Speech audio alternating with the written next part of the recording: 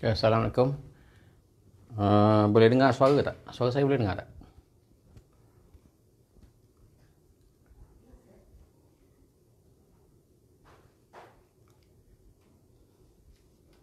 Can you hear my voice clearly?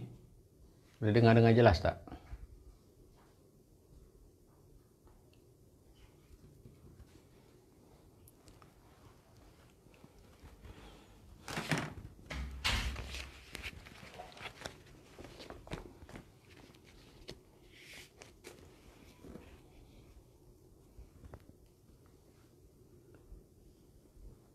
Okey. Saya ingat kita boleh mulalah. Kita boleh mula. Hari ni, besok hari Rabu. So you will have a very long weekend sebab cuti kan. Rabu, Khamis, Jumaat, Sabtu, Ahad, 5 hari kan. Jadi saya pun tak buat kelas lah sepanjang 5 hari tu.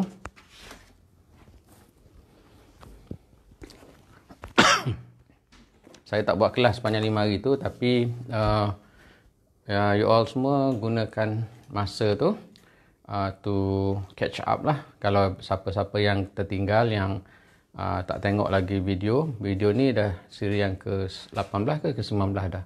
19 hours of lecture adalah satu yang panjang kan.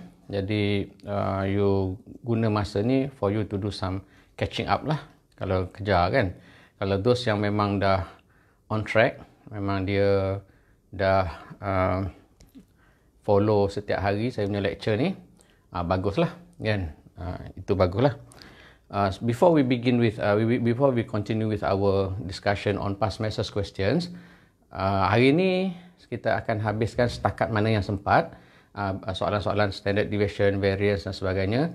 Bila kita jumpa balik pada minggu depan, hari Isnin depan, kita akan masuk topik baru dah lah ya. Kita akan masuk topik 4.0 4.0. Kita sebenarnya lepas daripada risk and return of single security tu, kalau you tengok syllabus, tak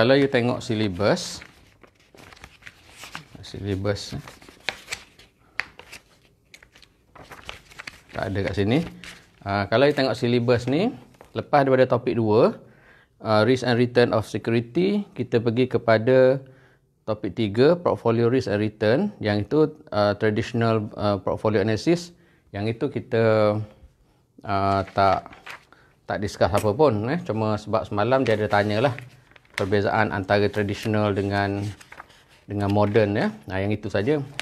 Jadi lepas daripada tu, kita akan masuk, kalau kita tengok syllabus, kita akan masuk kepada 4.0 kalau if you look at the syllabus, kita akan masuk pada 4.0, iaitu economics and industry analysis. Dia sebenarnya dia berterusan tau. Sebenarnya kita akan masuk kepada topik share valuation. Share valuation tu iaitu topik 5 kan. Jadi topik 4 iaitu topik 4 iaitu economic and industry analysis tu is actually part of valuation analysis. Topik 5 is actually mukadimah ataupun introduction kepada topik 5. Jadi 4 dan 5 tu adalah should be read together. Apa-apa pun nanti saya akan update you apa chapter yang you kena baca, ataupun saya akan scan dalam textbook kita tu apakah page numbers yang berkaitan dengan topik ni. Okey. Okay.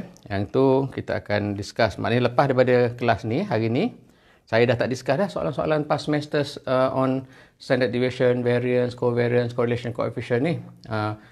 Walaupun sebenarnya kalau ikut senarai tu banyak kan soalan-soalan past semester, tapi yang tu you do it on your own. Saya pun dah hantar past semesters question banyak dah.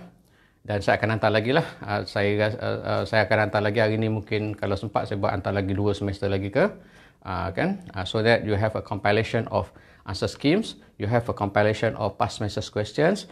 You attempt the questions on your own. If you come across any problem, you tanya saya lah. Nanti saya akan terangkan dalam kelas, dalam live. Okey, itu satu. Yang keduanya adalah semalam ada kesilapan lah. Somebody pointed out to me masa saya buat live, masa saya nak calculate holding period return untuk soalan kalau tak silap saya Jun 2019 4A tu. Jun 2019 4A tu masa saya buat live ada berlaku kesilapan pengiraan. Jadi ada yang bagi tahu saya lah, dan saya cek balik berlaku kesilapan, tak ingat minit ke berapa dalam saya punya live. So you just ignore yang tu. Dan semalam juga saya dah snap answer scheme kan, answer scheme untuk jawab soalan tu, Jun 2019 soalan 4A tu kan. Dan 2019 soalan 4A rasa, nanti saya tengok sekejap, takut salah pula deh. Jun 2019 soalan 4A. Ayolah, Jun 2019 soalan 4A. Saya sebenarnya juga ada answer scheme tu kan. Tapi saya rewrite balik yang saya snap petang semalam tu, yang tulisan tangan saya tu kan. Mungkin sebabnya tengok jawapan yang dia bagi dalam answer scheme tu bukan salah, tapi mungkin you tak familiar dengan bentuk macam tu kan. Pening kepala tengok kan. Jadi saya rewrite balik. Tu yang pertama. Yang keduanya ialah dalam answer scheme yang diberi, yang bertaip tu adalah answer scheme yang rasmi lah, yang UiTM bagi kat kita lecturer ni. Apabila setiap kali periksa, you dapat soalan, kami juga dapat soalan dan jawapan kan. Yang UiTM hantar answer scheme yang bertaip tu, you tengok dia nak calculate variance, dia bahagikan dengan sum tu maknanya jumlah tu, dibahagikan dengan n kan. Dibahagikan dengan n. Tapi macam saya kata, latest version of nak calculate variance adalah dibahagi sum divided by n minus 1. So nak calculate variance, ini adalah version yang terbaru, iaitu sum divided by n minus 1. Kalau dulu, so kita gunakan yang ini. Yang dulu variance adalah sum dibahagikan dengan n. Yang ni versi dulu.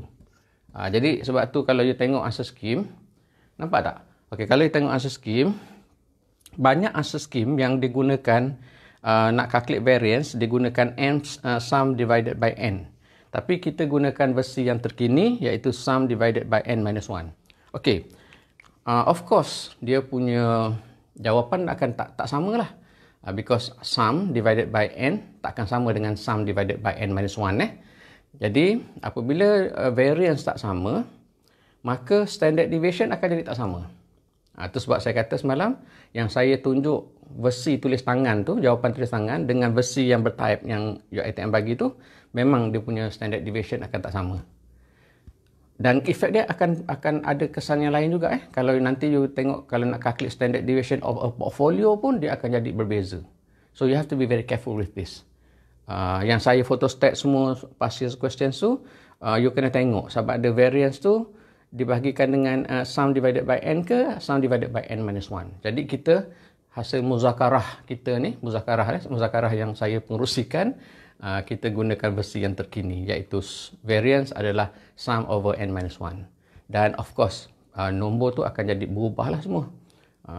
Akhirnya standard deviation of the portfolio pun kalau ada soalan macam tu, dia akan jadi berubah juga. Okey. Itu dia dia punya cerita dia. Okey, hari ni semalam saya pun lupa dah kita berhenti dekat mana.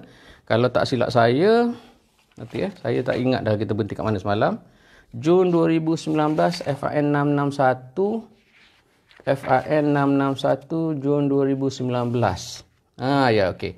FAN 661 Jun 2019, soalan 1A kita dah buat. Okey. Soalan 1A kita dah buat. Jadi hari ni kita akan buat soalan 1B lah. Jadi semalam masa kita buat soalan ni, Jun 2019 soalan 1A ni, dia punya saya dah introduce pada you satu konsep yang saya tak sentuh dalam my previous lecture sebelum ni, iaitu kaedah yang dipanggil minimum variance weight. Jadi ini saya ulang balik lah. Semalam dah ada dah dalam live, tapi apa salahnya kalau kita ulang banyak kali, lagi bagus kan?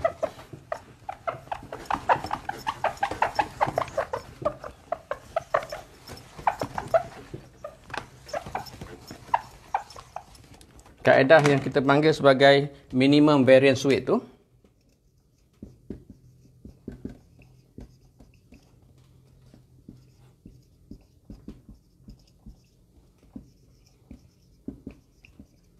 Okey, kaedah yang kita panggil sebagai minimum variance weight tu adalah satu kaedah yang kita guna pakai for us to determine the weightage of each security in a two asset portfolio.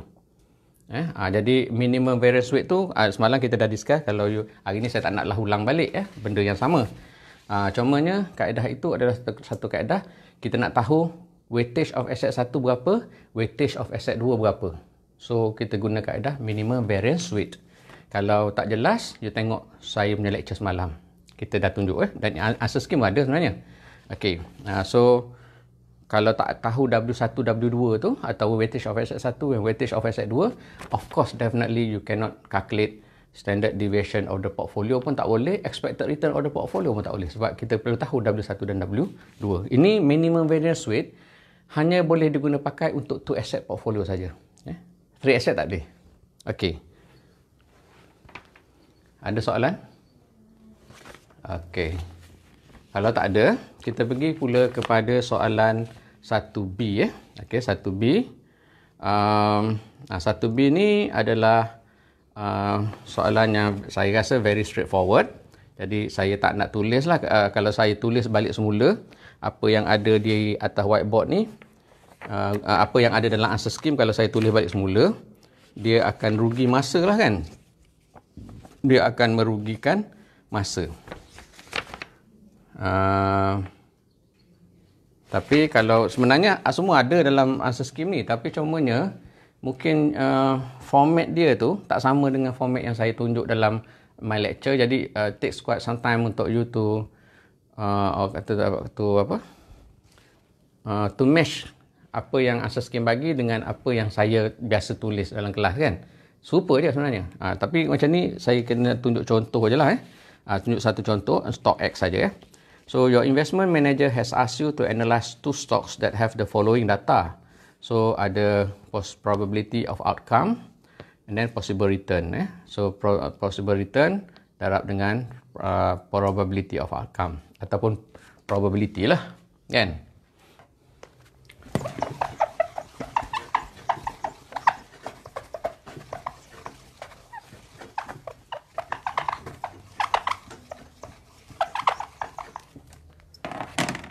Jadi kalau you tengok sini, saya buat untuk stock X saja.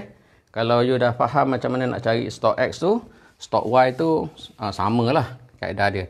So kita tengok FRN 661, FRN 661, question June 2019, question 1B. Okay, so kita tengok stock X. Stock X, saya tulis terlindung pula kan. Tak apa, kejap lagi saya akan tunjuk. Sebab saya ini adalah legap, bukan lut sinar atau lut cahaya. Untuk stock X, expected return adalah ER1 darab dengan W1 campur dengan ER, ini bukan, adalah kita darabkan, itu bukan 0.3 darab dengan 28 plus 0.5 darabkan dengan 20 plus 0.2 darabkan dengan 8. Kan? Jadi you akan dapat jawapan dia. So sini dan you akan dapat jawapan samalah macam dalam answer scheme ni. So saya rasa saya tak payah tunjuk kot sebab super macam dalam answer scheme ni. Kalau saya tulis ni kan sama. Ni super kan, 0.3 darab dengan 28, 0.5 darab dengan 20 dan kemudian 0.2 darab dengan 8. You total up kan dia dapat 8%. So sini, you total up sini, dapat ER adalah 8%. Okey. Kemudiannya, dia nak cari, okay, so kita dapat dah expected return of ini adalah 8%. Saya tak tunjuk pengiraan ni sebab dah ada dalam asal skim. Cantik dah pun dia susun, dia buat cara dia buat tu kan. So yang ni sepatutnya tak ada masalah lah untuk awak nampak cara dia calculate so tak ada masalah. Dulu eja masalah MASAE-LEH. Kemudian kerajaan start introducing sistem ejaan baru. Masa saya sekolah dulu tahun 70, darjah 1 tahun 70, awak tak ada lagi lah dalam dunia ni. Jauh lah. Masa tu dia guna ejaan lama. Di mana kalau nak eja cawan, CHAWAN. Sekarang dia ubah CH jadi CA je, cawan. Kalau dulu masalah MASAELEH. Sekarang MASALEH. Dia pendekkan lah.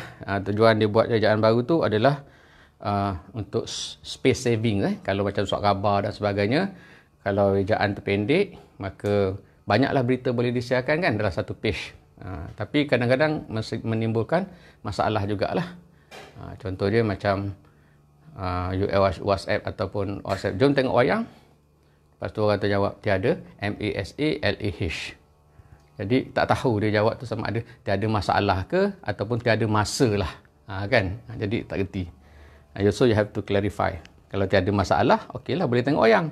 Kalau tiada masa lah, dia tak akan tengok wayang dengan awak. Okey. Sekarang ini, bila kita dah dapat return tu, kita nak calculate standard deviation. Ni saya tunjuk lah. Ada juga dalam ni. Standard deviation kat bawah dekat situ. Tetapi kita tunjukkan jugalah dalam format yang kita biasa buat, RI minus ERI, kemudian RI minus ERI to the power of 2 darabkan dengan P. Kan? Okey. Yang tu RI minus ERI, RI minus RI to the power of 2 darabkan dengan P. Jadi tadi kita dapat dia punya ER adalah 8% untuk stok X. Ni stok X ni. Saya buat hanya contoh hanya untuk stok X sahaja. Jadi possible return adalah 28 tolak tadi kita dapat adalah 8 kan. 28 tolak 8. Kemudiannya 20 tolak 8, 20 tolak 8, dan the last one is 8 tolak 8. Okey, yang ini 28 tolak 8 adalah 20 kuasa 2 darabkan dengan 0.3. RI tolak RI adalah 28 tolak 8 adalah 20. So 20 kuasa 2 darab dengan 0.3 is equal to 120. Okay, 120. Kemudian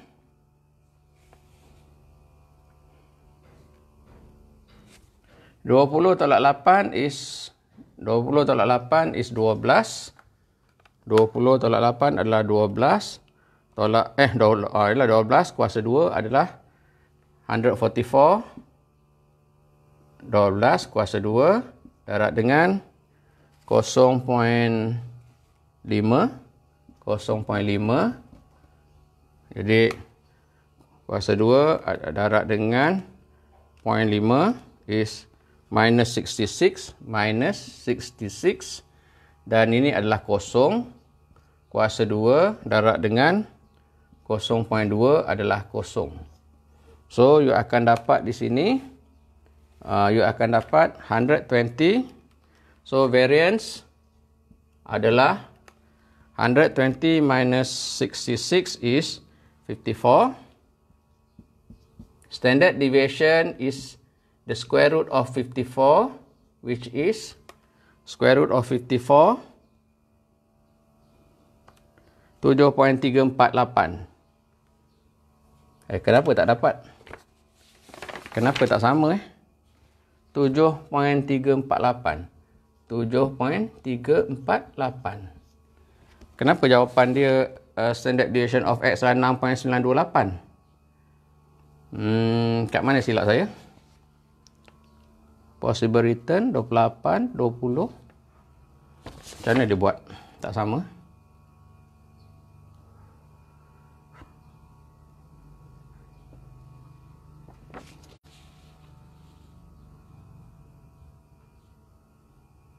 Oh, silap sini. Silap. Saya salah tengok. Sebenarnya tadi kita buat tadi, patutlah silap. Sini bukannya 8 tapi adalah expected return adalah 20 sini. Baru salah. Tadi salah sebenarnya tadi bukan 8. Saya salah tengok, saya tengok Y. Sebenarnya sini adalah 20. Saya buat semula lah.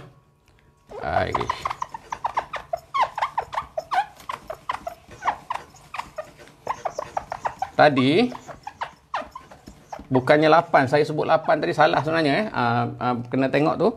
Expected return of the portfolio, expected return of X tadi, of X adalah bersamaan dengan 20. Tadi saya sebut 8 tu salah lah. Expected return of X adalah 20. Salah tengok. Orang tua dia salah tengok. Line. Jadi 20 tu sebenarnya yang saya salah sebut tadi. Kan? Saya sebut 8 tu sebab saya tengok line Y. Sebenarnya X adalah 20. Jadi barulah jadi betul. Barulah kita dapat 28. So RI minus E RI minus E RI to the power of 2 multiplied by probability. Sini tadi silap. So, saya terbaca sebagai 8. Saya tengok Y sebenarnya. Yang expected return X adalah 20. Dalam answer scheme ni Sorry, tadi silap. Tengok. So, dalam answer scheme ni, expected return of X adalah bersamaan dengan 20. Yang saya baca sebagai 8 tu tak tahulah macam mana. Saya baca kat sini. Sebenarnya sini. Mata pun dah juling. Okey. Barulah jadi. Jadi, kalau kat sini, barulah kita dapat 28 tolak 20. And then 20 tolak 20. 20 tolak 20. Dan the last one is 8 tolak 20. Kan? Baru betul. Jadi, kalau kita tengok di sini, 28 tolak 20 adalah 8 kuasa 2. 8 kuasa 2 darab dengan probability of itu adalah probability adalah 0.3. Sini 0 kuasa 2 darab dengan probability 0.5. Ini tentu kosong dah lah kan. Dan ini adalah minus 12 kuasa 2 darab dengan probability of 0.2. 0.20. Okey. Jadi 8 kuasa 2 adalah 64. 64 multiplied by 0.3. 64 multiplied by 0.3 is 19.2. 19.2 here. And then sini kosong. Dan kemudiannya sini 12 kali 12 is 144 darab dengan 0.2. 144 multiplied by 0.2 is equal to 28.8. 28.8.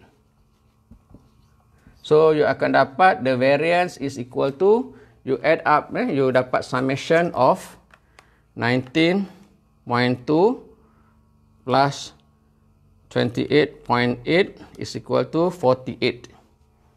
48.0. So the standard deviation is the square root of 48 is equal to, so standard deviation is the square root of 48 dan dapat 6.9282. 6.9282. Okey, betul. Jadi tadi kesilapan saya adalah expected return of X tu saya salah tengok. Saya ambil figure expected return of Y. Mata dah tua ni. line pun nampak lain kan. Okey, itu dia punya kesilapan saya tadilah. Sebab tu tak dapat. Okey. So this is how you get the standard deviation of X. Dan similarly you boleh juga dapat possible standard deviation of Y using the same technique lah. Menggunakan teknik yang sama dan you akan dapat, I believe you will get the same answer.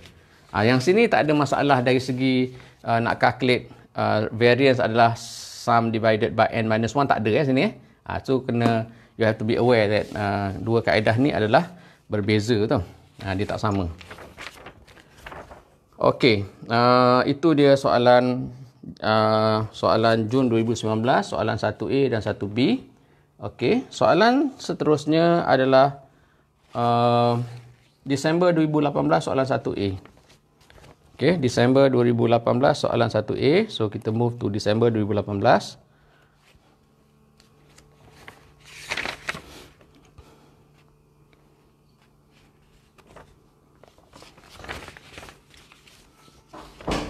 Okey, saya tak nak tunjuk atas whiteboard sebabnya kalau nak tulis panjang dan saya dapati dia punya answer scheme yang dia bagi ni pun cukup cantik dah. Maknanya answer scheme yang dia bagi ni teratur dah dan saya rasa tak ada masalah lah untuk you faham apa yang dia bagi, nombor yang dia bagi ni.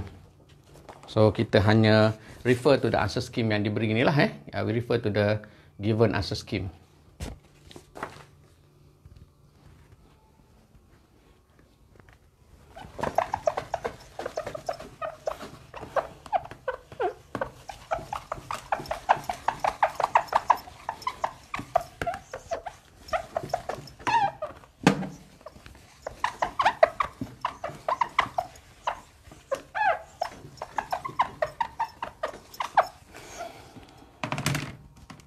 Okey, kita tengok soalan dan kemudian kita akan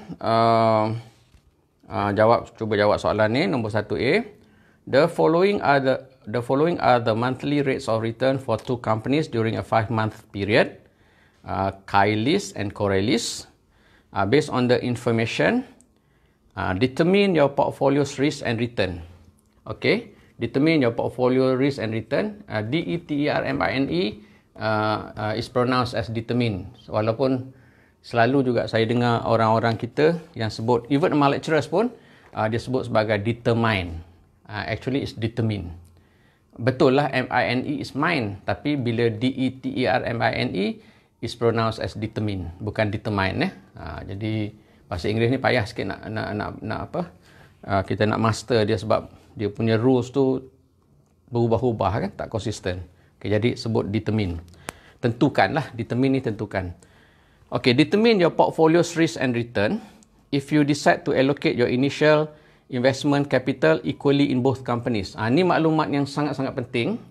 Maklumat yang sangat penting sebab dia bagi tahu kita weightage. Sebab dia kata your initial investment capital equally. Sama banyak lah. So kalau sama banyak bermakna W1 is equal to 0.5. In this case, W1 is Kailis lah. Dan W2 is equal to 0.5. In this case, W2 is Corellis. Corellis. Ni December 2018. December 2018, question 1. Jadi ni maklumat yang sangat penting sebab weightage. Kalau kita tak ada weightage, tak boleh nak calculate lah. Okay, determine your portfolio's risk. So risk is standard deviation. So kita kena cari standard deviation and return. Of course, kita akan cuba selesaikan yang paling mudah lah. Yang paling mudah adalah expected return of the portfolio lah. Kemudian barulah kita cari standard deviation kan. Jadi expected return of the portfolio senang.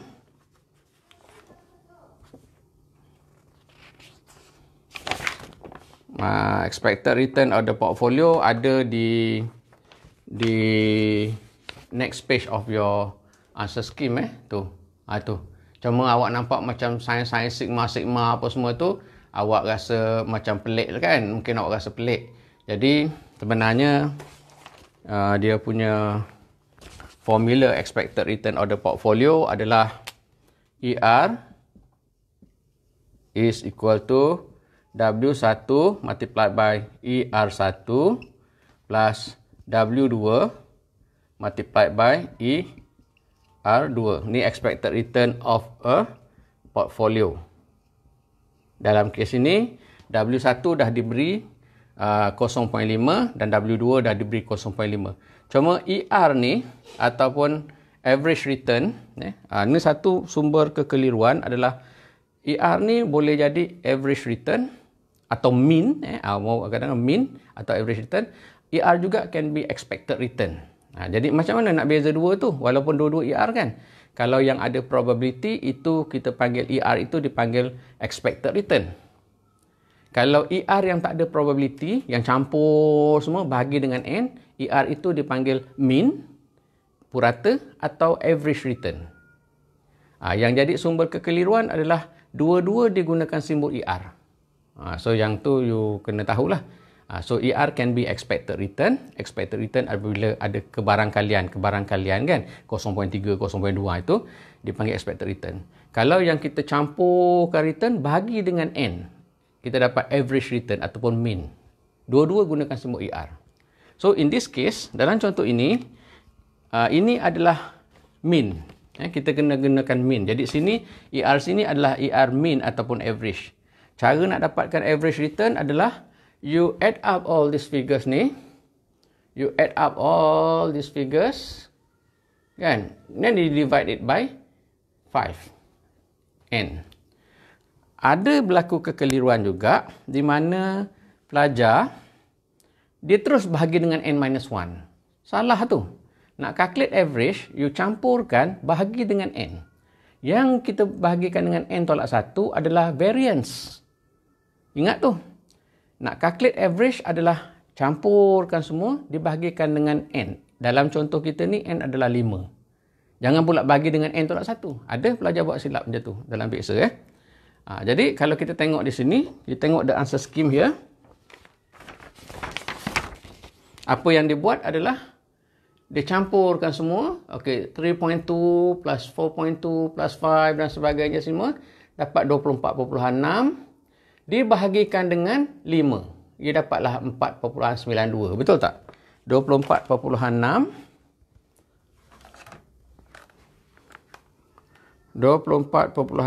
dibagikan dengan 5 dan you akan dapat 4.92 kan? 4.92. Jadi kalau sekarang ni barulah kita dah tahu sini samalah juga untuk yang sebelah ni. Yang sebelah ni untuk Coriolis. Jadi untuk Coriolis ni you add up all these figures, you dapat 20.6, you divide it by 5. 5 tu datang daripada mana? Ni, number of months ni kan. Number of observation. Jadi, you dapat 20.6 dibahagikan dengan 5. Jadi, 20.6 bahagikan dengan 5, you akan dapat 4.12. So, bila you dah dapat sini, sini dah dapat 4.92. So, sini adalah 0.5. And then average return of Kailis adalah 4.92 plus 0.5 darab dengan average return of Coriolis adalah 4.12. Jadi you dapat jawapan dia adalah 4.52%.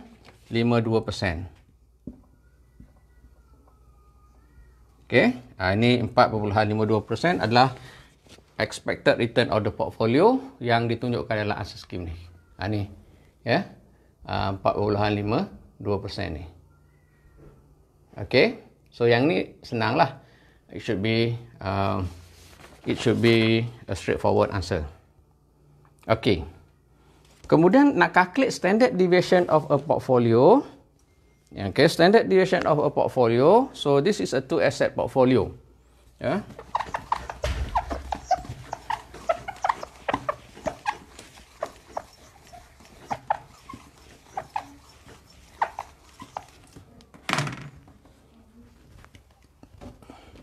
Baringkan ini. Kita baringkan dia ni panjang sikit, boleh tulis formula. Masuk tak semua? Okay. Kalau kita nak calculate expected return of the portfolio, standard deviation of the portfolio for a 2 asset portfolio is equal to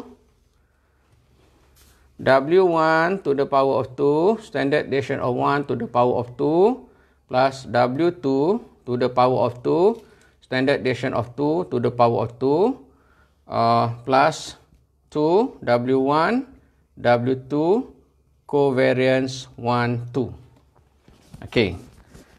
Nak menyelesaikan masalah macam ni, mathematical question, it's just like solving a jigsaw puzzle. Biasa main jigsaw puzzle kan, dia bagi kita pieces, lagi banyak pieces tu 1000 pieces, lagi susah kita nak solve the jigsaw puzzle kan. Jadi they give you all these loose pieces and then you have to put together all these pieces to form a complete picture kan. Jadi samalah juga dalam menjawab soalan matematik ni, you first of all, of course lah, you need to know the formula. And then once you know the formula, you identify yang mana yang kita dah tahu, yang mana kita kena cari. Jadi macam buat jigsaw puzzle juga. You dah tahu letak, and then yang kosong tu, the missing pieces tu, kena carilah untuk kita letak. Kan biasa main jigsaw puzzle. Okey. Jadi yang kita dah tahu W1, W2 dah tahu dah. 0.5, 0.5. Itu senang. Tapi standard deviation of 1, standard deviation of 2 kena cari. Kan? Kena cari. Yang ini panjang dia punya cerita dia. It is a very long process lah. Saya tak tulis juga atas whiteboard. Cuma saya tengok apa yang ada atas answer scheme kita. Okey, nak cari standard deviation of 1 and standard deviation of 2. Kemudiannya, kalau kita dah tahu standard deviation of 1, standard deviation of 2, kita boleh calculate covariance 1, 2. Kita kena calculate covariance 1, 2. Tapi kita kena cari dia punya correlation coefficient. Panjang cerita dia ni. Kita kena cari dia punya correlation coefficient untuk membolehkan kita tahu covariance. Ini memang panjang lah. You kena cari correlation coefficient pula. Kan? Nak check covariance pun boleh. Tapi kena check covariance. Kalau you kena check standard deviation of 1, standard deviation of 2, dan you kena check covariance. Weightage tahu. Jadi macam mana cara nak cari standard deviation of 1, standard deviation of 2? Ni ditunjukkan kat sini. Untuk Kailis belah kiri Untuk Kailis ni belah kiri. Ni untuk Kailis. Kita pisahkan dia. Dan ini untuk Corellis. Kan? Jadi saya tak tunjuk dekat you, tapi kalau saya tak tunjuk, takut nanti some of you keliru. Macam contohnya, macam mana dapat minus 1.720 tu. Kan? Takut you keliru, macam mana dapat minus 0.720 tu.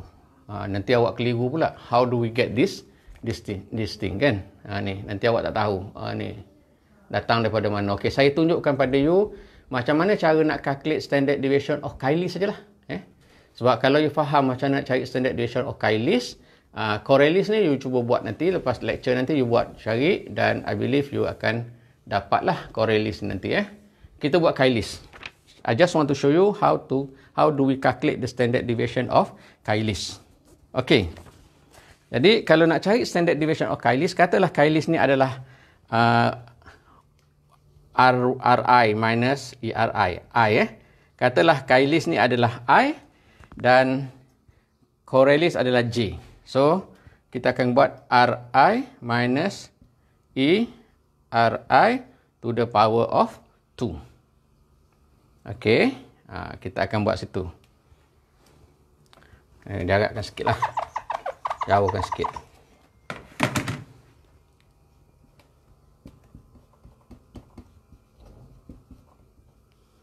Okey.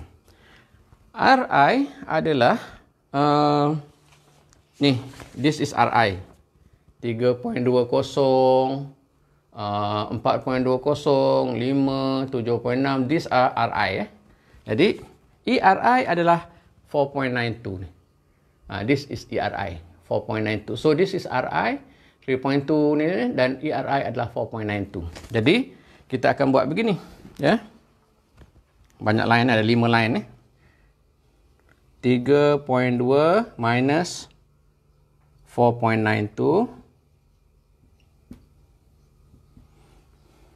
Kemudian 4.2 minus 4.92. 5 minus 4.92. 7.6 minus 4.92. 4.6 minus 4.92. Saya kena buat ni ruang ni sebab ruang tak luas kan. Jadi RI ni 3.2, 4.2, 5, 7.6 and 4.6. This is ERI, iaitu mean 4.92. So bila kita calculate, bila kita calculate, you akan dapat figure yang itulah. 3.2 minus 4.92, you akan dapat minus 1.72. Ini yang saya nak tunjukkan pada awak. Macam mana, saya tak nak tulis semua sebab rugi masa kan. Jadi ini yang kita dapat ni. Nombor-nombor ni semua. Ya, ni. Ni kita dapat adalah melalui cara saya tunjuk tu. Kan? Super jugalah. Kalau yang ini 4.2 minus 4.92 dapat minus 0.72. Sini dapat 0.08. Sini dapat 2.68. Dan sini dapat minus 0.32. Okey. Itu semua macam mana kita dapat R minus min R ni. Ni. Ya, ni R minus min R. So, bila you dah dapat all these figures, you kuasa duakan dia. You kuasa duakan dia. Jadi, kuasa duakan dia lah. So, minus 1.72, kuasa duakan dia, to the power of 2, you dapat 2.958. Minus 0.72 to the power of 2 is 0.518 dan sebagainya. Dan seterusnya. Okey. Lepas daripada itu, di sini saya kata, kenapa saya lepas daripada itu, you dapat 10.768, that is the sum. Sum is 10.768. Tapi saya buang answer scheme yang dia type tu, saya gantikan dengan answer scheme saya, yang saya tulis tangan tu, kerana dia bahagi dengan 5. To calculate the variance, just sum dibahagi dengan 5. Kalau awak tengok 10.768 tu bahagi dengan 5 memanglah dapat 2.154. Betul tak? 10.768 bahagikan dengan 5, you dapat 10.768 divided by 5, you dapatlah 2.154 kan? Tapi kita kena bahagi dengan n-1. Macam saya kata, kita kena gunakan kaedah yang terkini, iaitu bahagi dengan 4, bukan bahagi dengan 5. So, bila variance tu, sum divided by 4, 4 macam mana dapat? Adalah n-1. N adalah 5 tolak 1, 4 kan? So, you get a different variance, and definitely you akan dapat different standard deviation. So, you dapat variance of 2.692, dan standard deviation is the square root of 2.692. Punca kuasa 2, 2.692, you dapat standard deviation of 1.6407. Okay. So, similarly, you juga kena calculate.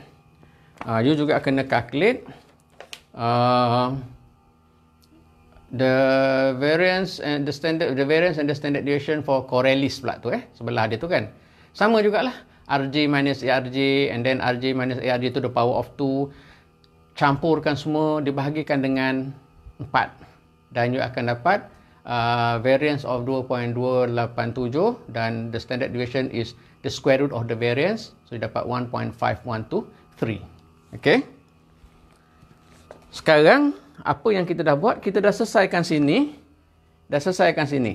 Jadi we are getting closer to solve this jigsaw puzzle kan. Kita dah makin dekat untuk menyelesaikan jigsaw puzzle ni. Tapi ada satu lagi missing piece yang kita tak selesaikan lagi, iaitu the covariance of 1 2. The covariance nak cari the covariance of 1 2 ni. Okey. Awak kena nak cari covariance. Panjang cerita dia ni. Kan? This is a very long story.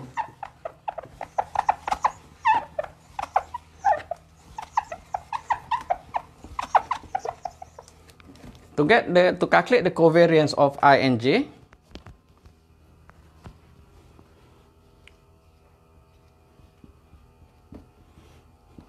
Ri minus ERi darab dengan Rj minus ERj. So, you dapat satu nilai kat sini. Ri minus ERi mana? Rj minus ERj mana? Yang ini. Ini adalah Ri minus ERi. Ri minus ERi yang ni. This is Ri minus ERi. Dan mana Rj minus ERj? Yang ini. This is Rj minus ERj. This is Rj minus ERj. Ini adalah Ri minus Ri. Darab dua ni. Darab dua tu. Jadi, macam mana you dapat ni? Dia dah ringkaskan ni ya. Jadi, kita tak nampak. Jadi, saya tunjukkan awak lagi. Dia terus bagi covariance macam ni, mungkin you tak nampak macam mana figure tu datang. Jadi saya kena tunjukkan pada you Ri minus Ri dan Rj minus Rj ni dengan cara kita mendarabkan sini. Minus ni bulan ni bulan ada 5 bulan. Ada 5 bulan kat sini. 1 2 3 4 5. Jadi, alah whiteboard ni pun cute sangat, kecil sangat kan. Jadi, Ri minus ERi yang minus 1.70, minus 1.720 darab dengan 1.18. 1.180. Dapat kat situ. Yang kedua, minus 0.720 multiplied by minus 0.420. Bulan yang ketiga adalah 0.080 multiplied by 1.480.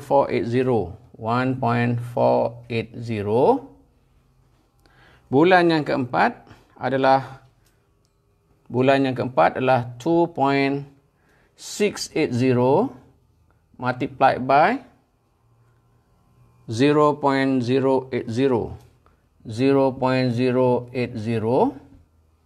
Dan yang kelima adalah minus 0.320 multiplied by minus 2.32. Minus 2.320. Saya cek balik Kalau orang dah tua ni selalu salah tengok lain lah apalah. Minus 1.70 darab dengan 1.18. Minus 0.720 darab dengan negatif 420. 0.08 1.480. 2.680 0.08. Minus 0.320 minus 2.32. Okey. Sekarang ni bila you darabkan dua, I believe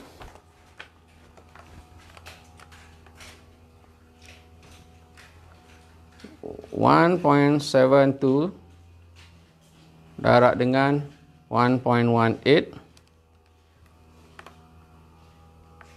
you akan dapat ni jumlah nilai-nilai ni ni you akan dapatlah ni. Ini 1 2 3, 4, 5 ni. So saya assume lah, saya andaikan perkiraan ni betul.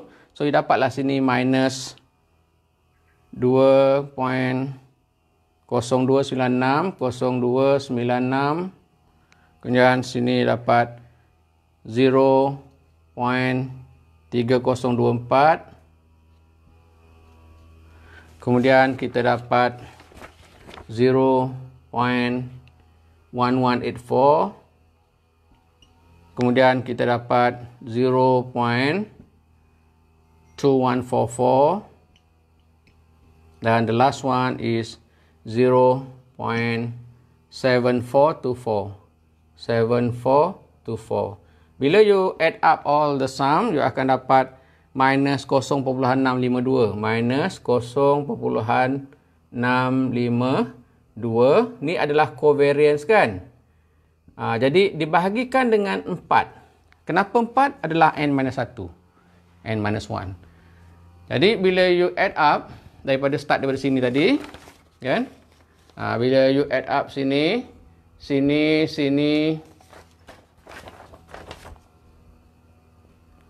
sini semua ni, you akan dapat minus 0.652. Cuma dekat sini, kita bahagikan dengan n-1.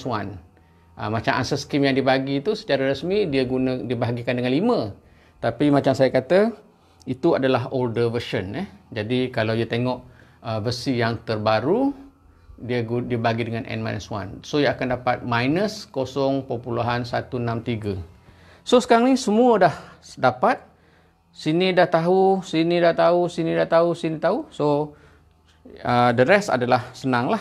You masukkan saja maklumat-maklumat tu dalam formula ni. Dan dipendekkan cerita. Bila you masuk dan you calculate, maka you akan dapat standard deviation of the portfolio is 1.0786%. Nanti lepas lecture ni you kira dapat tak 1.0786. Saya rasa betul lah tu. Ya, you akan dapat 1.0786% the standard deviation of the portfolio. Jadi kalau saya nak cerita pada you, kalau masa kelas face to face 2 semester yang lepas, you just imagine the students have to calculate all these things dalam final exam tu. Ni final exam ni soalan kan? Dalam final exam, dan you just imagine they cannot afford to make even a single mistake. Kalau mereka buat satu kesilapan saja, maka jawapan mereka semua salah, kan? Tetapi kalau dalam soalan multiple choice question MCQ, multiple choice question, tak boleh nak buat soalan macam ni, sebab multiple choice question mungkin dalam satu test ada 50 soalan. Kalau yang ini dia spend more than half an hour ataupun 50 minutes to 20 minutes nak selesaikan masalah standard deviation dan sebagainya, memang tak habis lah. Nak jawab 50 soalan dalam multiple choice question. Jadi approach kita dalam buat soalan, dalam menilai pelajar tak sama. Dalam keadaan kita buat soalan multiple choice question dengan soalan yang kelas face to face ni. Jadi kalau maknanya saya rasa sebagai pelajar, it is much more challenging lah kalau you menjawab soalan dalam face to face, because ni adalah soalan-soalan past semester question ni, final exam question ni. Bukan soalan yang saya ada-adakan, kan? This is final exam question, dan just imagine the challenge that they have to face, the students have to face in answering the question. Banyak cabaran dia, kan? Multiple choice question, paling-paling habis susahnya you tembak aje lah, kan? You tembak, mungkin ada chance of getting the question right. Probability-nya adalah kalau 5 choices, 1 betul, 1/5 atau 20% chance, ya. Tapi banyak juga multiple choice question ni yang dia kalau salah dia tolak markah awak. Okey. Yang tu satu hal juga, kan? Okey, Disember 2018 kita tengok lagi. Kalau ada soalan lain, Disember 2018, Jun 2018, soalan 1A, 1B dan 2B. Jun 2018, soalan 1A, 1B dan 2B. 2B? Okey. Saya rasa soalan 1A, 1B ni kalau kita nak habis by 9:45, panjanglah dia punya cerita. So saya serahkan kepada you untuk buat sendirilah soalan ni. Cuma 1B ni, soalan 2B saja saya boleh jawab sebab ini soalan teori worth 6 marks. Ada 6 markah, mark Adam, mark apa lagi? Ada 6 mark lah kat situ.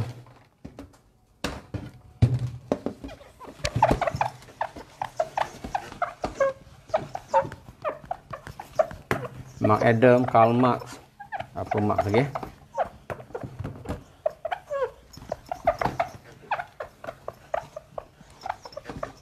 Okey, kita tengok soalan 3B. Soalan 3B ni soalan teori lah. This is a theoretical question. Kita sempat buat soalan ni sejak 45 minit kan. The term risk diversification and asset allocation are commonly used to describe portfolio management. Differentiate between these two terms. Saya tak ingat sama ada saya dah sentuh tak benda ni dalam my previous lectures. Kalau pun saya dah sentuh, ini awal-awal dululah. Mungkin siri pertama, mungkin siri kedua. Mark Zuckerberg. Mark Zuckerberg. Pengasas Facebook. Mark Zuckerberg. Baru 3. Ada lagi 3 lagi Mark yang aku cari. Okey. Dia beza dia risk diversification and asset allocation adalah begini Saya ingat saya dah terangkan, tetapi saya terangkanlah sekali lagi kalaupun saya dah terangkan. If you are a very rich person, if you are a rich person, of course you diversify your pelaburan kan. Ni kalau you orang kaya lah. Kalau orang kaya, hari-hari hari raya kan. Kalau aku kaya, hari-hari raya. Macam mana saya nak tunjukkan dalam bentuk diagram. If you are a rich person, you akan memperbagaikan pelaburan awak because of risk diversification. For the purpose of risk diversification. Jadi, ni orang ni lah. Katakanlah duduk sini adalah Syed Mokhtar. Syed Mokhtar lah. Kita boleh aja guna contoh orang lain yang ni, tapi kita gunalah contoh orang Islam Melayu yang kaya kan. Jadi dia, oleh kerana dia kaya, dia boleh invest dalam property for example. Dia boleh invest dalam equity ataupun stock market. Dia boleh invest dalam unit trust. Dia boleh invest dalam apa-apalah macam-macam lagi benda lain. Okey, bila dia invest dalam pelbagai-bagai aset yang berbeza, itu kita panggil dia telah lakukan asset allocation. So ini adalah asset allocation. This is asset allocation. The keyword is asset allocation is different class of asset. Okey, kalau Tan Sri Syed Mokhtar ni, dia mungkin ada property, dia mungkin ada saham, dia ada unit trust dan sebagainya. Agaknya lah, kita pun tak tahu kan. Kita tak tahu what is the Syed Mokhtar punya portfolio. Yang kita selalu dengar pasal Syed Mokhtar adalah pelaburan di dalam equity, DRB Highcom dan sebagainya kan. Okey, unit trust pun mungkin ada, kita tak tahu. Mungkin dia juga invest dalam ASB kan, kita tak tahu dan sebagainya. Tabung haji dan sebagainya. Ini adalah berbeza. Unit trust, equity, property ni berbeza. Tapi dalam equity ni ada pecahannya pula. Contohnya kita tahu syarikat Tan Sri Syed Mokhtar, dia menguasai DRB Highcom. Kemudian MMC kan, MMC Malaysian Mining Corporation. Dan kita tahu dah dia juga menguasai Media Prima. Media Prima TV3 kita tengok tu sekarang ni owner dia adalah Tan Sri Syed Mokhtar. Gardenia roti yang kita makan tu pun adalah dia dikeluarkan oleh syarikat milik Tan Sri Syed Mokhtar. Okey. Jadi bila dia melabur dalam pelbagai-bagai company yang tersenarai di Bursa Malaysia, semua adalah dalam kategori equity, semua dalam kategori saham kan. MMC adalah saham, DRB Highcom adalah saham, itu semua saham. Jadi ini adalah dalam asset class yang sama. Ini dipanggil diversification. So diversification adalah in the same asset class. The same asset class, dalam kelas aset yang sama. Macam unit trust. Unit trust ni macam-macam. ASB unit trust, public mutual unit trust, and then Maker lah, macam-macam lah ada kan, CIMB Wealth dan sebagainya adalah unit trust. Jadi kalau Tan Sri Sam Ottan ni dia invest dalam sedikit dalam public mutual, sedikit dalam ASB, sedikit dalam CIMB Wealth for example, semua itu adalah unit trust. Semua adalah secara umumnya dipanggil sebagai unit trust dan itu semua adalah aset yang sama. Dalam kes ini dia panggil Tan Sri Sam Ottan telah melakukan diversification. Jadi kalau kelas aset yang berbeza, itu dia panggil asset allocation. Kalau sekiranya kelas aset yang sama, itu dia panggil diversification. Kita tengok sekejap jawapan yang dibagi. Ya, patutnya dia dapat jawapan lebih kurang samalah dengan apa yang saya bagi. Okay. If you look at the answer here, asset allocation, it is a decision-making process in portfolio management on how to distribute investors' wealth among different asset classes. You see, the keyword there is different asset classes. Diversification is a way to achieve investors' return objective that focus on investing in various assets within an asset class, dalam asset class yang sama. Itu diversification. Tapi macam kita dekat isteri saya kan kerja public mutual, kadang-kadang dia gunakan istilah diversification tu dia campur aduk aja dengan asset allocation.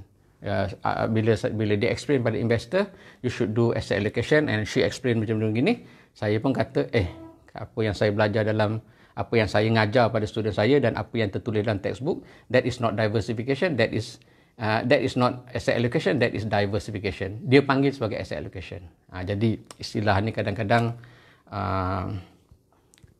hampir sama, tapi sebenarnya kalau kita orang academician, saya selalu sebut, kita make sure you use the right term. Sebab kalau you guna istilah yang salah, nanti dia akan membawa maksud yang berbeza.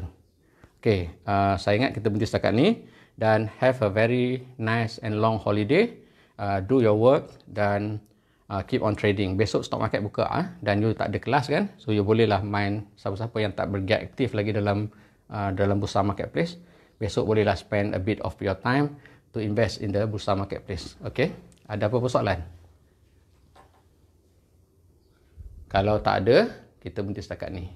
Okay, Assalamualaikum warahmatullahi wabarakatuh.